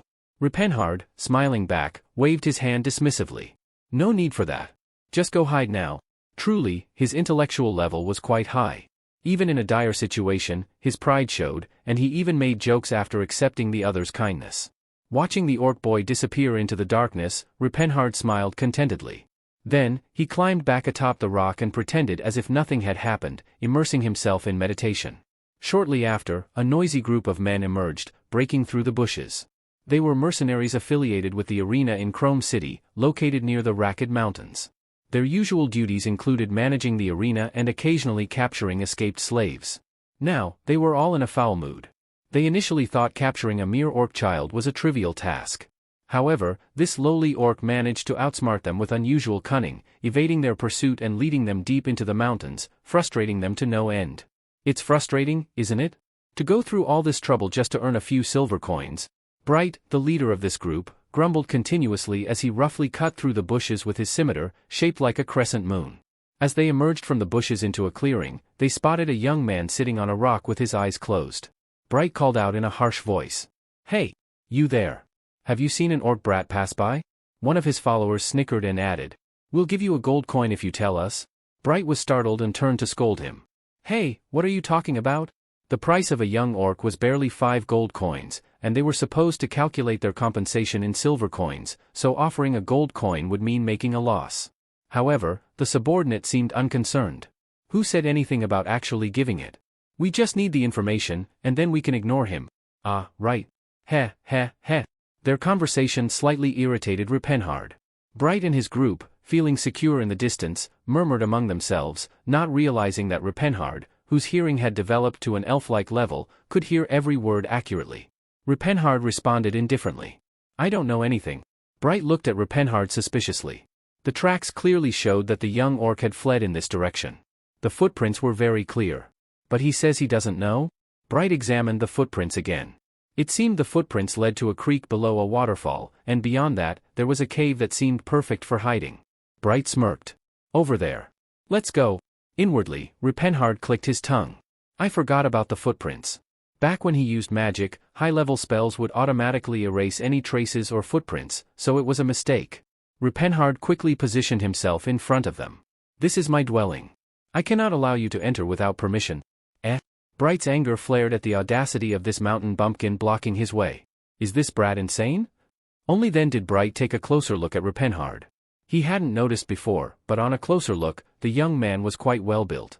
In fact, not just quite, but extremely well built, though unfortunately, Bright lacked the discernment to recognize it fully. At any rate, it was clear from a glance that he was muscular and formidable. Still, there was no reason to fear since there were more than 10 of them against one. Moreover, Ripenhard's height was 185 centimeters, not inhumanly large, but tall. Had he been a giant of 2.3 meters like Teslan once was, they might have fled without looking back. But as it stood, he wasn't that imposing. "Hey, something's off about this brat, overpower him. If we beat him up, something might come out of it. Or not. What does it matter if they beat up some mountain bumpkin? It's not like there's anyone around to complain." Bright chuckled. He had always enjoyed tormenting the weak, never feeling remorse for causing unwarranted harm to those unrelated to him. These are utterly pitiful guys. As Ripenhard frowned, the subordinates, swords still in their sheaths, approached him. They taunted him further. "Hey, kid. Stop messing around and move aside, will you? Kid, you have a nice body, don't you? Well, no matter how strong you are, a sword strike is the same for everyone." Watching the mercenaries approach mockingly, Ripenhard clenched his fist, then relaxed it. He had thought about giving them a light punch, but then he remembered Gerard's words. "Your fists are now lethal weapons. Assume that swinging them at anyone will likely kill them." Indeed, Ripenhard had not yet reached the level where he could freely manipulate aura like Gerard. And even without aura, his fists were as good as sledgehammers. "So, what do I do, master? You should show mercy to the weak." Thus, Ripenhard decided to show mercy. He picked up a branch lying nearby, one that had snapped off due to his earlier training. In the school of Jim Unbreakable, using one's bare fists is stronger than any weapon. To wield a weapon is to show mercy. Of course, the mercenaries did not take it that way. "This brat has picked up a stick? Want to have a go? Thinks he's learned something, huh?" Ripenhard smirked. Suddenly, his tone changed. "Don't worry. You won't die from this." And then, a dazzling display of staff technique unfolded. In an instant, countless staffs left afterimages, raining down on the mercenaries' heads. Their smug expressions vanished, replaced by fear. Jim Unbreakable is a martial sect that specializes in the extreme training of unarmed combat techniques, but it is not devoid of weapon skills. The skill in question was the staff technique, which was not developed for the purpose of fighting opponents, but for rigorously training disciples. As such, it lacks any defensive maneuvers and focuses solely on offense. Specifically, it specialized in evenly tempering the opponent's body without missing a single inch. "Damn it! Let's attack him all at once." As their comrades were quickly defeated, the others rushed in surprise. Drawing their swords from their sheaths, they aimed to kill by stabbing their weapons forward. As they were mercenaries who fought with their lives on the line for a living, it seemed like they were able to find a gap in Ripenhardt's defense. After all, it was to be expected with a style of combat that lacked the concept of defense. A mercenary who charged and thrust powerfully at Ripenhardt's side. However, the steel sword was deflected, whirling away to lodge itself in a distant tree. Watching this, Ripenhardt smirked bitterly. Ah, is this really a human body? It's mine, but this is too much. From the start, his physique was a shield in itself. There was no need for defense against opponents so weak that they had to wield weapons. It was astonishing for Ripenhardt himself, but imagine how the opponents felt? Seeing their swords deflected by his side, the mercenaries lost their will to fight. Ripenhardt generously shared with them the experiences he had personally undergone for 2 years. The woods echoed with their agonizing screams. Ripenhardt leisurely muttered while moving his hands non-stop. Somehow, he resembled Gerard. Don't worry, you won't die. The remarkable aspect of this staff technique is that it never lets the opponent die. Puff, puff, puff. You won't die. You just won't. Even if muscles were torn, tendons were cut, joints were broken, and bones were smashed, you definitely won't die. Arg. Upon reflection, he thought there might not be a better torture method. He briefly considered using it as a torture technique when the opportunity arose. Once all his comrades were quickly turned into thoroughly tenderized material, Bright finally realized that this young man was no ordinary individual. Ugh, state your name. State my name? From the tone, it seemed he hadn't regained his senses yet. Ripenhardt swung his stick lightly and moved in front of Bright. Then, he said with a grin, it wouldn't be fair if all your friends ended up like that and you were the only one fine, right? Bright also underwent the unique martial training of Jim Unbreakable. After about a minute, the wooden stick he was using eventually broke. Had he wrapped the stick in aura for protection, it might not have broken so easily, but unfortunately, his aura, specialized for physical strengthening, couldn't be applied to weapons like those of other martial arts. Such is the trade-off in everything. After the beating ended, Bright finally groaned and spoke. Please, save me. Bright begged incessantly, his mind no longer occupied with the thought of capturing orc slaves. His only thought was to escape this hellish beating. Ripenhardt, sensing a deep nostalgia in the scene, smirked and gestured. Scram. This simple word was a lifeline to Bright and his companions. They hurriedly supported each other and limped away from the clearing. Watching the mercenaries leave, Ripenhardt licked his lips. This was somewhat fun, beating them. It's a pity it's over. Maybe I should take on disciples and do this properly. Unbeknownst to him, he was already deeply influenced by the philosophy of Jim Unbreakable. As the situation ended, an orc boy emerged from behind the curtain. He didn't hide his shock. Ripenhardt's strength as a warrior was beyond his imagination. Placing his hand on his chest, the orc boy expressed his gratitude sincerely. My benefactor, I will never forget this day for as long as I live. I will surely repay this kindness. Despite the orc's typical tone, which might sound menacing as if vowing revenge, the sincerity was unmistakable. Ripenhardt waved his hand dismissively and asked, It doesn't matter. Do you have a place to go? The orc boy suddenly looked desolate. The world belongs to humans, where could I possibly go? However, his expression soon changed to one of strong will. Still, the continent is vast, there must be somewhere to lay my head, right? Even if there isn't, I'd rather die wandering than live as a slave. Though dressed shabbily and covered in wounds, with a rusty sword at his side, the orc boy's eyes shone with the pride of a warrior. Ripenhardt smiled broadly. A spirited one, aren't you? He paused for a moment, then continued. Beyond the Racket Mountains, to the southeast for about 15 days on foot, lies a nameless wasteland. A place untouched by human footsteps, thus unnamed, the utmost remote area, called the Land of Trials by non-human races. He continued speaking towards the curious orc boy. Head there. I've heard that orcs live hidden in that place. The Blue Bear tribe. The expression on the orc boy's face noticeably brightened. Were there still free kinsfolk, not enslaved yet? Filled with hope and joy, the boy suddenly adopted a serious demeanor and bowed his head. Ripenhardt, disturbed, asked, Is it appropriate for a warrior to bow his head so readily? Placing a hand over one's heart is a sign of respect, but bowing the head signifies absolute submission. The boy's tone shifted once again. You have saved me and opened a new path for me. Now, you are my mentor, and should the opportunity arise, I will take up arms for you. In orc culture, a mentor is a guide in life, a revered figure. It's a concept similar to a human master yet slightly different. Strict obedience is expected, but never at the cost of one's pride, distinguishing it from slavery. Perhaps akin to the relationship between a monarch and his knight? Indeed, it was the highest form of politeness. And it wasn't out of place, either. The orc boy asked Ripenhardt politely, May I inquire the name of my benefactor? I am. Ripenhard hesitated for a moment. He had been using the surname Winston, given to him by the Tower of Delphia. However, a new life had unfolded before him. My name is Ripenhard Wald Antares. In the runic language, Wald Antares means ruler of Antares. He decided then to adopt this as his surname, for that was the path he must walk. Ripenhard Wald Antares. I shall not forget that name. The orc boy repeated Ripenhard's name in an awkward human pronunciation and then turned to leave. Well then, farewell. Safe travels. Once decided, a warrior does not hesitate. The orc boy walked away towards the southeast without looking back. Watching his departing figure, Ripenhard suddenly called out. Wait. What is your name? He realized he had not asked the boy's name. As the distance grew, the orc boy shouted back. I am the son of Crota, inheritor of Lat's mantle. Call me Tacid. Ripenhard's eyes went wide in surprise. No wonder he felt an inexplicable fondness and comfort around him. That boy, he was Tacid? Tacid, one of his 4 heavenly kings, was an orc warrior. He was the chieftain of the Blue Bear tribe and eventually became the great chieftain of all orcs. Ripenhard stared blankly into the forest from which the orc boy had disappeared. The boy was already furiously running towards the other side of the forest. He runs without looking back, towards his kin, along the path he was shown, the path he must take. How curious, fate is. Feeling the power of destiny anew, Ripenhard wondered. Could it be that Teslan in his prime had also met Tacid? But considering his temperament, it seemed unlikely he would have found and helped a young orc. Perhaps Ripenhard's choice of this place had twisted fate. After all, this spot wasn't particularly useful for martial training. He had chosen this clearing next to the waterfall purely for magical training.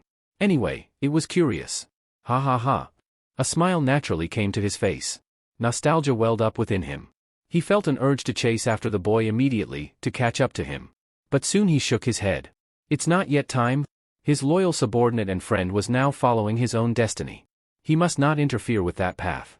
Fortunately, the Blue Bear tribe that he had directed him to was the original place of Tacid, likely not greatly twisting fate.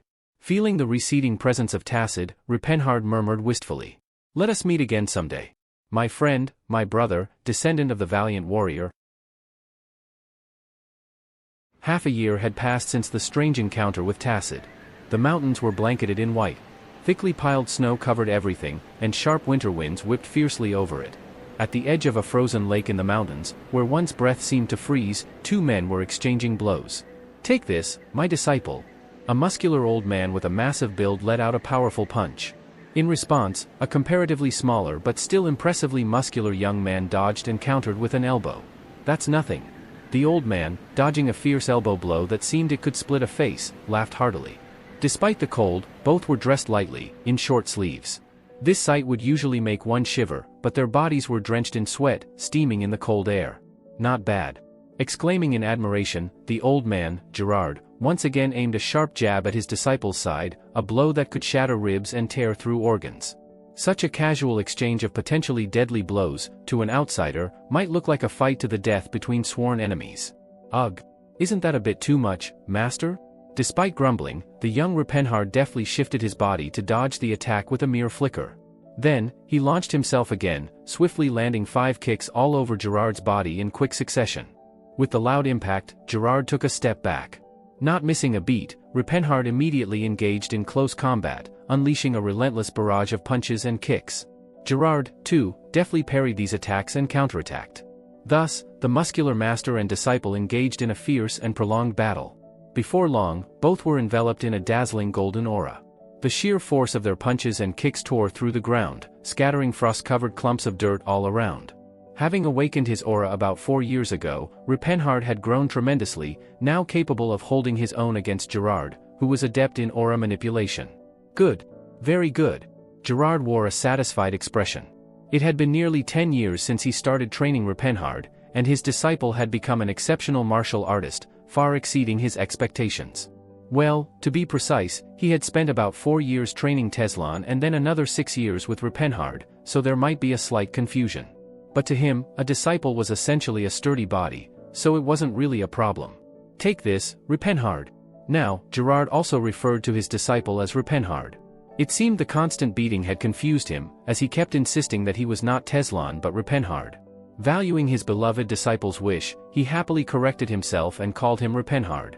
The reigning king of fists possessed a macho boldness, believing that as long as one's body was strong, it was okay for the mind to be a bit erratic. Gerard inhaled deeply and took a step back, then uttered in a deep voice, "Spirit blast." Instantly, golden aura concentrated around the old man's fist and shot out like a cannon. Repenhart's eyes gleamed at the sight of the incoming spirit blast. He raised his arms to defend his entire body while aura surged, spiraling around him in a protective whirl. The spirit blast launched by Gerard ricocheted off the spinning aura, flying off into the distance before exploding, proving its formidable power as the frozen, rock-hard ground cratered. Amidst the flying debris, Gerard laughed, lowering his hands. Repenhard, smiling, relaxed his stance. Watching his disciple unwind after the spar, Gerard nodded in approval. Suddenly, Gerard eyed Repenhard up and down, scrutinizing his entire body, and then sighed. "How come you're still so small?" At that moment, Repenhard let out a chuckle. His height currently slightly exceeded 190 centimeters. Small? Compared to his physique in his past life, he was easily a head taller. However, Gerard believed that as a disciple of Jim Unbreakable, one should naturally exceed 2 meters in height. In reality, Gerard's own height was 2.5 meters, and Teslan, whom Repenhard had met in his past life, was over 2.3 meters tall. "Are you properly practicing the breathing technique I taught you? I make sure you're well fed, yet I can't fathom why you're not growing any taller." In the world of martial artists, especially among martial scholars, physical size is also an important factor in determining combat strength. As such, Jim Unbreakable possessed a unique breathing technique and aura manipulation method that promoted physical growth.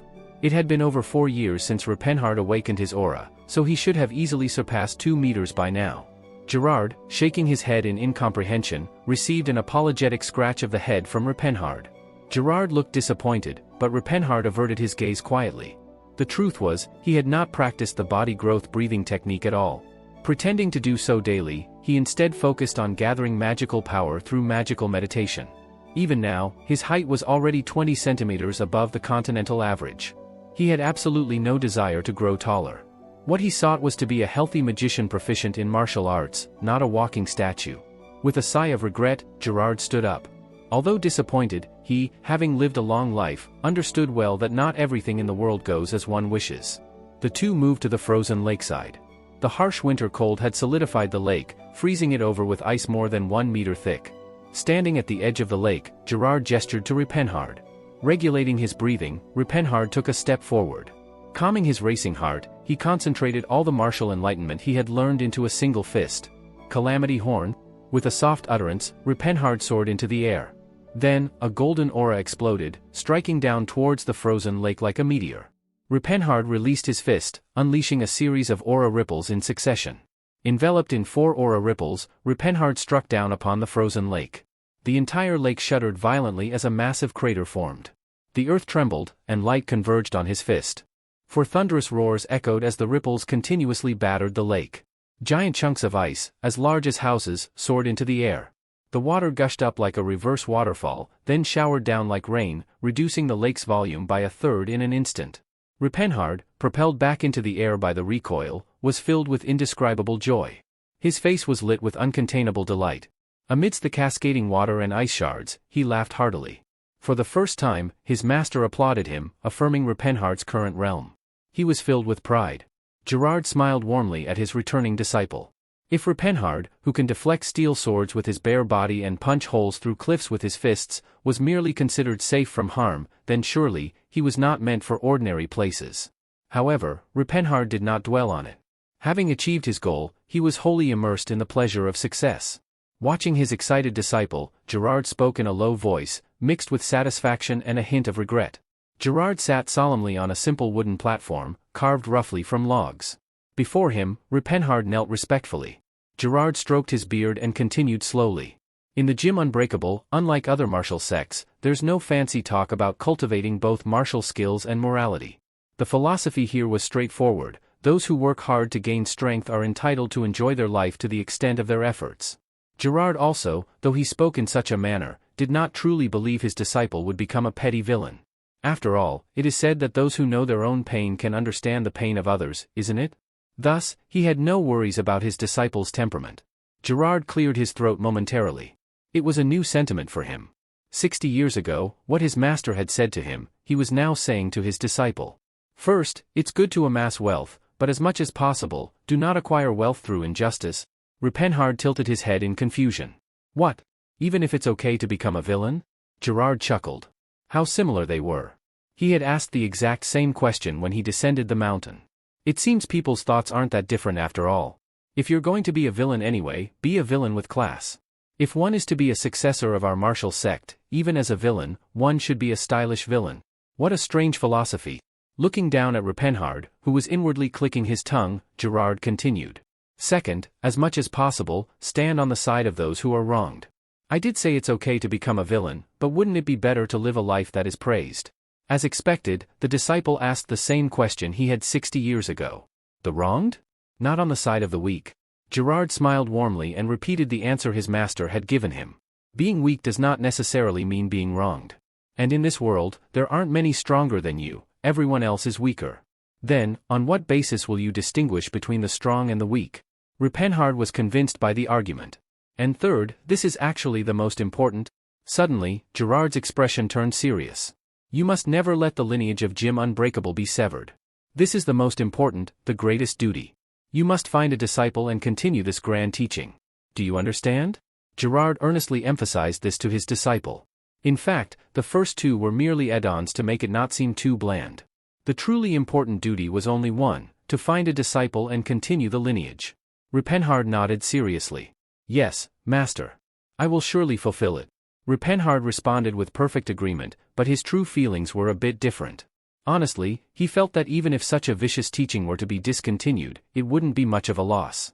Moreover, considering the effort Gerard had put into training him, raising a disciple was by no means an easy task. It was not only a matter of enduring hardship, but also of spending a considerable amount of money. However, because of the unconditional affection Gerard had shown him, openly opposing him felt somewhat uncomfortable. Therefore, Rupenhard inwardly decided to compromise appropriately. If a child with talent appears, and if I manage to rebuild the empire and have some leisure time, then I will consider raising a disciple, master. But I cannot promise anything. Gerard laughed heartily, perhaps interpreting his disciple's expression as a sense of burden for a significant responsibility. There's no need to take it so seriously. Do you think it's easy to find a child with the right material? It took me 30 years to meet you. There's no need to dedicate your whole life to this task.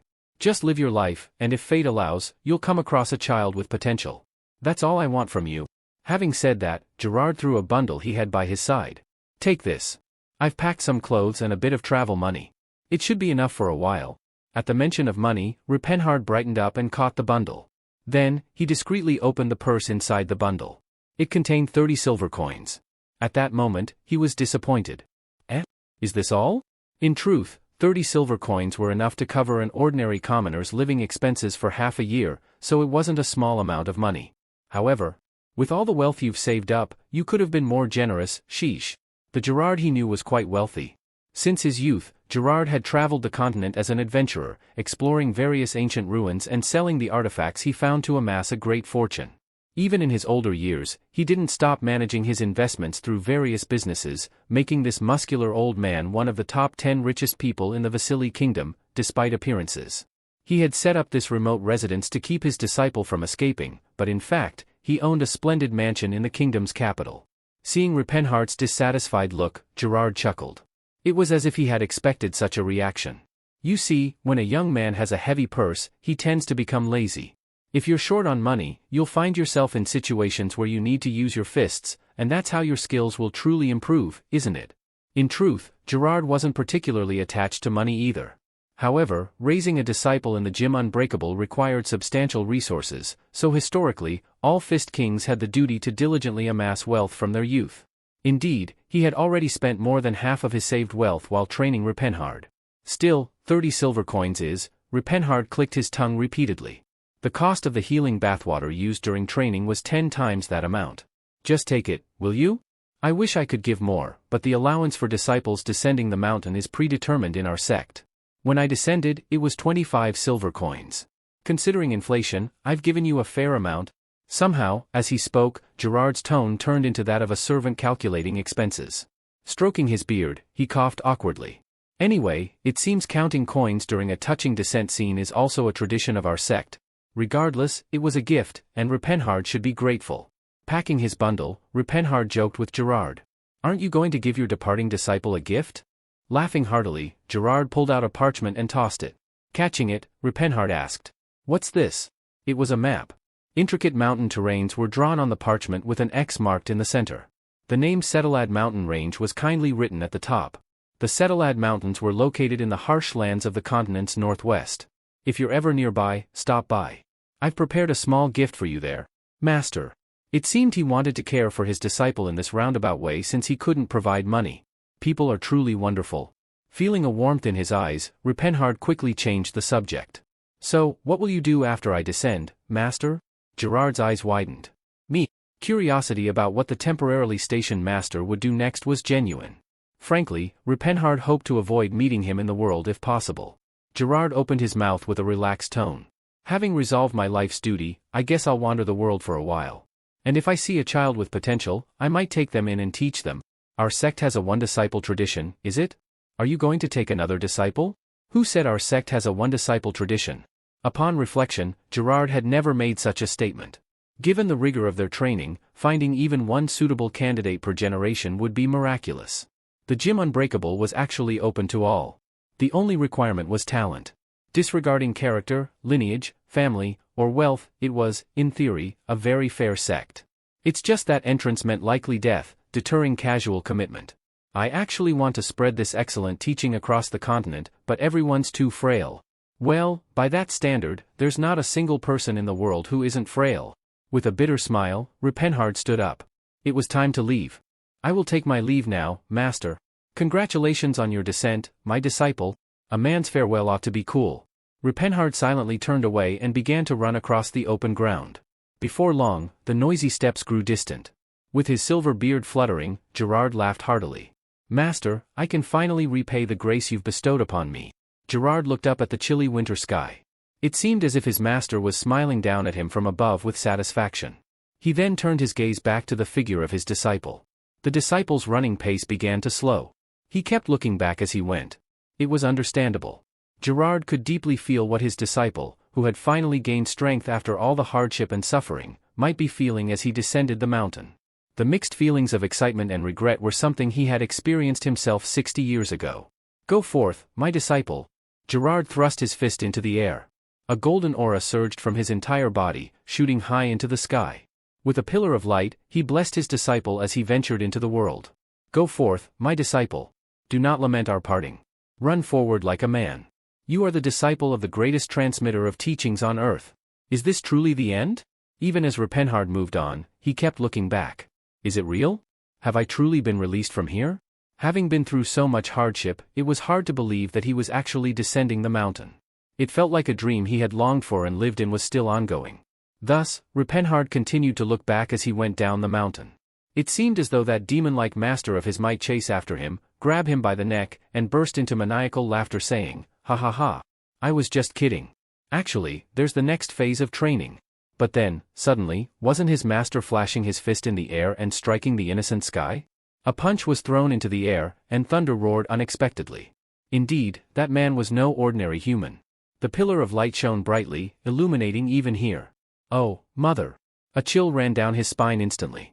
Somehow, it felt like an invitation to stay a bit longer if he didn't want to descend. Rupenhard, pale as a ghost, turned around and started running. Even as the log house, red as hell, disappeared over the hill, the pillar of light still shone brightly. He ran like mad, not looking back. Crossing 2 hills, leaping over 3 brooks, and traversing an entire forest, it was only when Rupenhard reached a place where not even the pillar of light could be seen, with only the distant blur of a golden sky in view, that he finally stopped his sprint. It was then that it truly hit him. I've escaped. Tears welled up uncontrollably. It was real. He had truly descended the mountain. He had truly escaped from that hell. Standing there, Rupenhard burst into laughter. After a while of laughing like mad, he finally regained some semblance of sanity. Now, there's much to do. He needed to reclaim the power of ancient magic and check on what had become of his younger self, Rupenhard. Preparations to rebuild the Antares Empire were also necessary. But above all, my Cirrus, I will see you soon. With a twinkle in his eye, Rupenhard descended the mountain. Lightly hopping from tree to tree, he swiftly disappeared beyond the forest. In the southern part of the Vasily Kingdom, Chrome City. At the Blue Main Inn's second-floor room. There, a young man stood shirtless, gazing at his reflection in the full-length mirror in the room. Suddenly, he muttered as if lamenting, "I'm sorry, Cirrus. I've become like this." Repenhard sighed deeply, thinking back to a time that was both a memory from 35 years ago and a future 25 years hence. Seeing his body, reminiscent of an ultimate weapon rather than a finely honed sword, not unlike a brutish stone golem, he couldn't help but sigh. Even if I meet Cirrus again, would she still like me? Yet, there were aspects he appreciated. Elves were naturally taller than humans on average. Cirrus, being a female elf, was no exception, possessing a perfect figure with a tall stature in her previous life. Put simply, Cirrus was a finger's length taller than Repenhard in her previous life.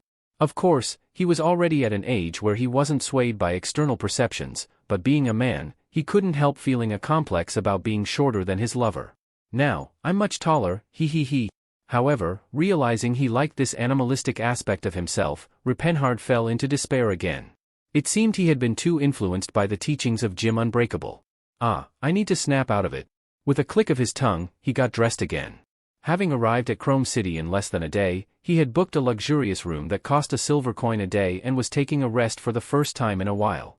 Having a human meal for the first time in ages and relieving mental fatigue truly made life worth living.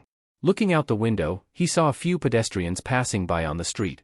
People wrapping their clothes tightly against the winter cold and walking briskly. It was an ordinary scene with nothing special, but to him, who had lived in the mountains for nearly 6 years, even this seemed fascinating. Anyway, coming down to the world is indeed pleasant. Suddenly, Repenhard rummaged through his belongings. He then pulled out a small, rolled-up piece of parchment. Anyway, he murmured as he examined a traveler's map of the continent he had bought from a nearby general store. At this time, surely Cirrus must be here? His gaze moved to the top of the map. The Duchy of Chatan in the northern part of the continent, a trade nation that thrived on being an intermediary, located in a tributary of the Cetalad Mountains. It was also the place where slave trading was most rampant on the continent. Cirrus. Repenhard recalled her past that he had heard about from time to time. His lover from a previous life, the high elf woman, Cirrus Valencia. She had grown up among elves who barely survived in the wilderness of the continent's outlands and was captured by slave hunters at the age of 20, which would be about 5 or 6 in human years. The slave trader, deeming Cirrus too young and thus of lesser value, had sent her to a training camp first, and she spent her childhood there, from what he had heard. She was just under 100 years old in her past life, so now she would be around 70? In human terms, that would be around 17 or 18. Eventually, when she came of age, Cirrus, who had been living as a sexual plaything sold to wealthy humans, met Repenhard. It took almost 3 years for her, both body and soul battered, to smile again. Holding the face of his beloved in his thoughts, Repenhard clenched the map tightly and frowned. Rebuilding the empire and reviving magic are all well and good. But this is the most urgent. Knowing what fate Cirrus will face, how could he just leave her be? Saving her is the top priority. It's the year 984 in the continental calendar. If Cirrus is to be sold, there's about a year left. She'll still be in the Duchy of Chatan. His course was set. Repenhard roughly stuffed the map back into his pocket and pondered for a moment. What should I do? Should I go to the Chatan Duchy now, smash the auction house, and rescue Cirrus? If it were the Repenhard of old, he could have easily done it. Additionally, he might have been able to save other elves suffering in the process. But now, without the power of great magic, that task was too burdensome. Well, even now, it's possible to destroy an auction house and save Cirrus with just the power of a martial artist. However, doing so would mean living a life constantly on the run. To regain the power of magic, it's better to avoid troublesome matters as much as possible. Maybe it's better to handle this quietly, huh? In the end, Repenhard decided to buy Cirrus. The thought of buying his beloved woman with money was truly unpleasant, but there was no other choice given the situation. I'll need money. And a tremendous amount of it. The price of elven slaves was beyond imagination. And right now, he was nearly penniless. However, Repenhard wasn't overly worried about money. He might not have been strong enough to change the situation drastically, but he certainly had the power to rescue at least one elven slave from the clutches of fate. With an aura-awakened strong body, martial arts skills that had reached a high level, and most importantly, his knowledge of the future. Let's see, if it's the year 984 of the continental calendar, then surely Todd. A faint smile appeared on his lips as he recalled his memories. Yes, it was definitely here. Located in the central part of the Vasily Kingdom, slightly off the main road leading to the Chatan Duchy, the Hatton Mountain Range. Looking at the place marked on the map, Repenhard's eyes shone. The small mountain village at the foot of the Hatton Mountains, Cattle Village. Like most villages of Slashanburn farmers, this place was also built by those who fled from the harsh exploitation of a wicked lord. Barely making ends meet by tilling the narrow farmlands, and occasionally struggling to survive through hunting and gathering.